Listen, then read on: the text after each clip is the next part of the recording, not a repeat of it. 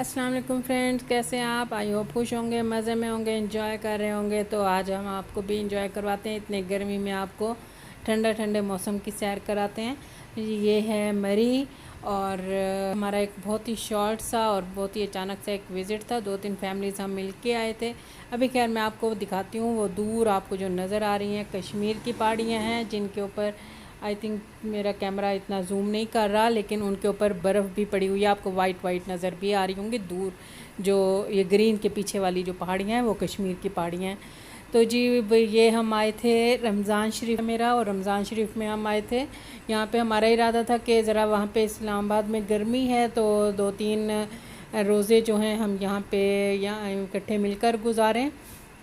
लेकिन जी हमारा इरादा एक रात में ही चेंज हो गया था, क्योंकि हमारे साथ बच्चे भी थे। और एक तो ये कि सबसे पहले जो सहरी हमें जो मिली, जो बिल्कुल ही बदमज़ा सी, और जो रोज़ा रखा उसके बाद जब सुबह के टाइम बच्चे जो छोटे जिन्होंने रोज़ा था वो जब जागे, तो उनके लिए सिर्फ पानी के अलावा हमें वहाँ पे कुछ भी नहीं मिल रहा था, इवन के माल रोड पे भी।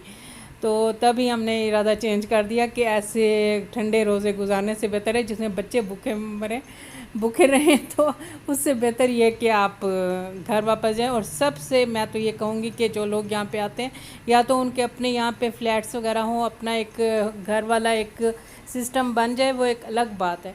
बट ये होटल्स में या इस तरह की किसी भी उसमें आप इससे बेहतर ये कि सबसे अच्छे जो रमज़ान है वो बंदा अपने घर में ही गुजारे, अपनी मर्ज़ी की चीज़ें बनाए, सहरी में भी अफ्तारी में, और मज़े से खाए और बच्चे भी खुश रहें।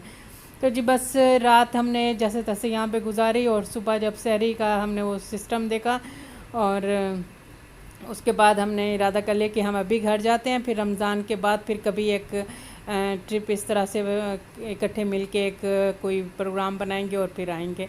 तो खैर हम माल रोड पे गए थे। माल रोड पे तो जो होटल्स का हाल था उसको देख के ये तबीयत साफ़ हो गई थी। बहुत ही बुरा हाल था। जो एक स्पेशली मरहबा तो बहुत अच्छा है, लेकिन मरहबा के इर्द गिर्द बाकी होटल्स जो थे वो ऐसे। तो जी हम रात में फिर हमें ये एक मिला था झीका गली में ही। तो ये होटल बहुत ज़बरदस्त होटल था, और इनका अंदर सारा सिस्टम और सफाई और बहुत रूम्स बहुत ही ज़बरदस्त थे कि हमारा ये रहा था कि हम दोबारा भी जब आएंगे तो फिर यहीं पे ही आएंगे, क्योंकि सबसे बेहतर चीज़ होती है जब आप कहीं जाके रहते हो तो साफ़ सफाई वगैरह और ये चीज़ें मैटर करती हैं।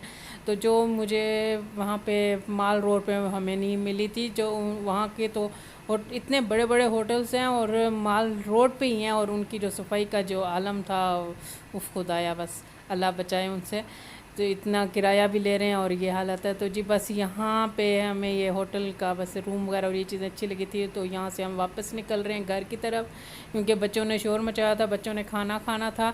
तो अभी तो उनको चिप्स वगैरह और ये चीज़ें वगैरह खिला के उनका मुंह बंद करा दिया गया था, लेकिन चिप्स पे कितनी देर तक बच्चे खामोश रहते हैं। तो जी बस फिर हमने कहा हम घर जाते हैं, वहीं पे वो करेंगे, और उसके बाद फिर रमज़ान के बाद जब कभी फिर इकट्ठे होंगे तो फिर आएंगे दोबारा।